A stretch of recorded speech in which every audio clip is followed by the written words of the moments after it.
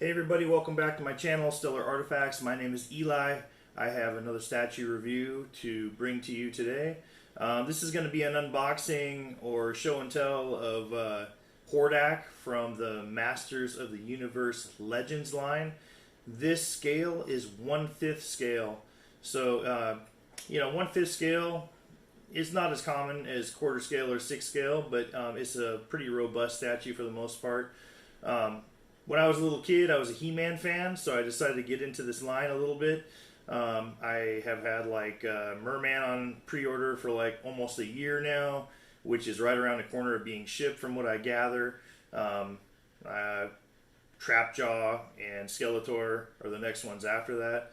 So it's a pretty cool line. But anyway, today's Hordak, and I'm going to get it out of the box and take a look for the first time. So let's take a look. So here's the shipping box with the Tweeterhead logo on it. Number 101 out of 360, because this is the exclusive edition, so it has a swap out head or swap out portrait.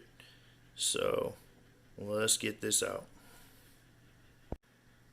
So just a quick peek at the Hordak Maquette art box here.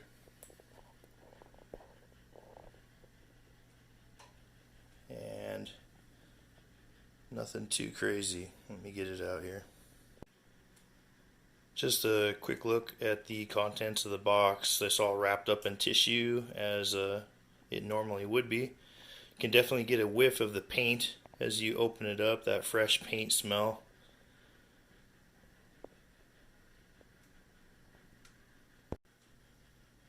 Alright, so here is the Hordak Maquette all assembled.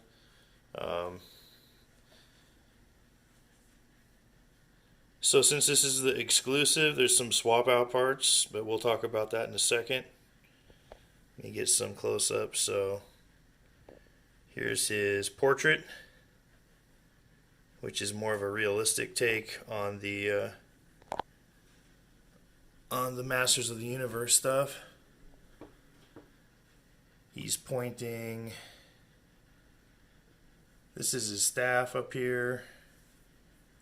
His armor is really cool, nice and red and gray.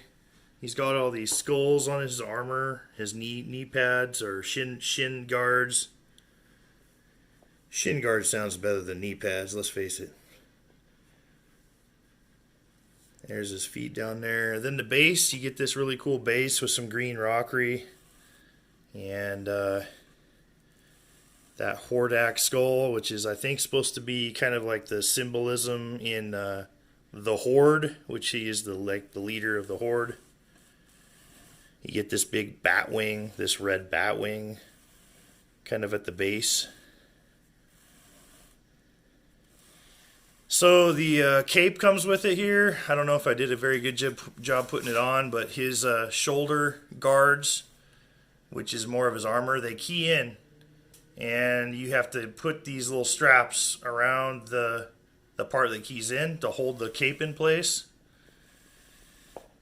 There's a lot of collectors I know that decided to not put the cape on because the armor from the back is actually very detailed.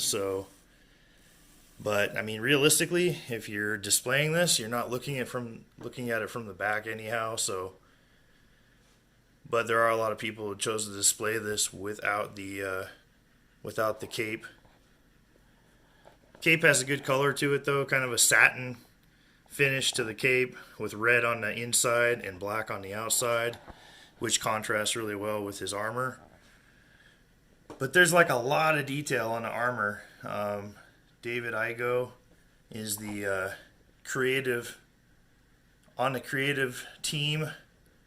He's basically the art director for the whole Masters of the Universe Legend project. So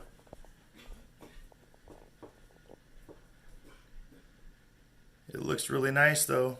Lots of detail, like I said.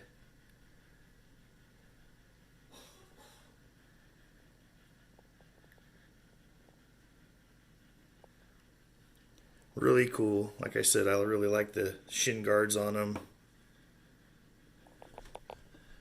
You go up to his belt, you got the belt piece there. Lots of skulls, obviously.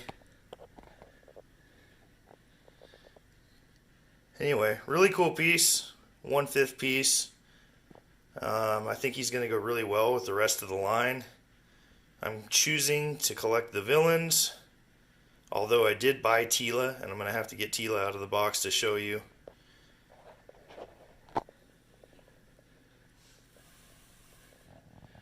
Once again, though, look at that portrait.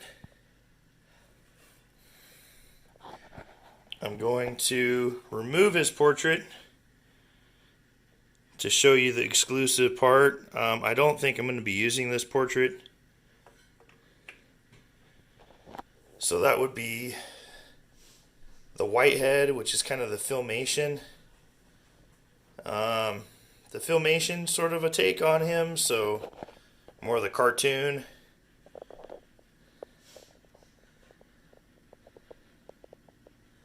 But a lot of really like great contrast, I'd say, on the armor with all the red highlights and the skulls, and the armor just looks awesome on this. So I'm going to take that off since I'm not that big of a fan of it, and I'm going to go ahead and put the more realistic take back on him.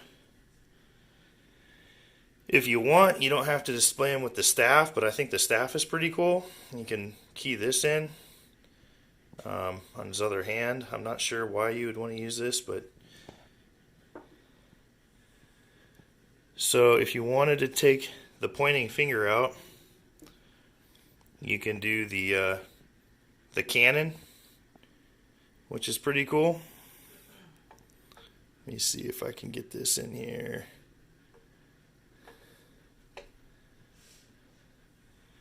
Alright, so there's the cannon.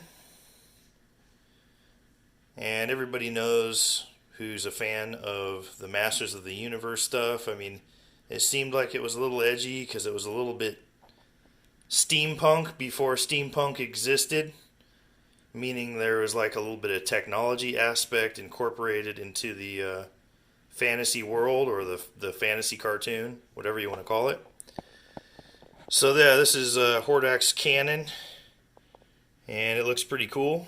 This was included without anybody knowing about it on the exclusive, as far as I know. I think that Tweeterhead just decided to last minute put this in, which was kind of a surprise to the collectors. Nobody knew about it, from what I gather.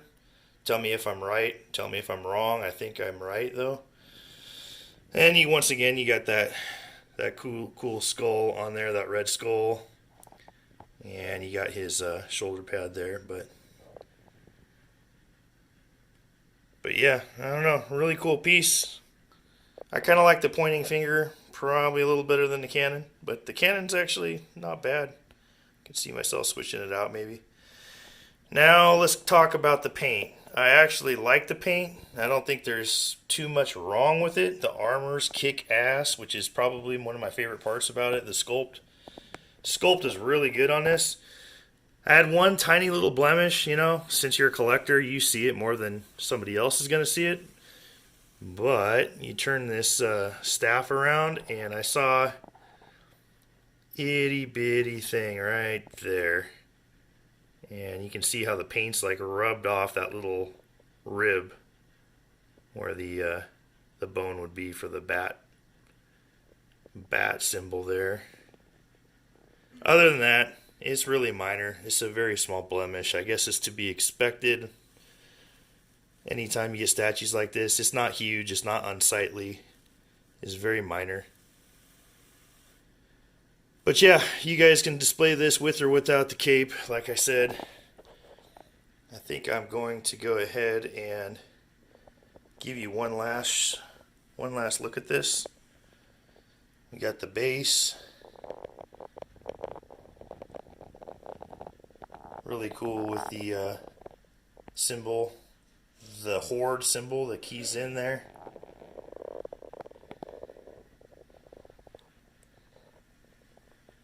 And yeah, this should go great with the rest of the line, or the villains.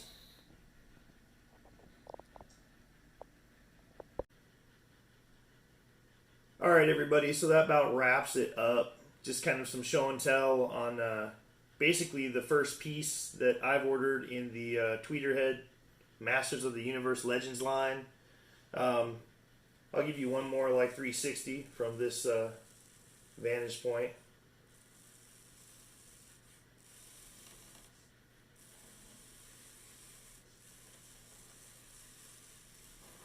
Yeah, I think the sculpt on the armor and the contrast is like one of the very strong points about this piece.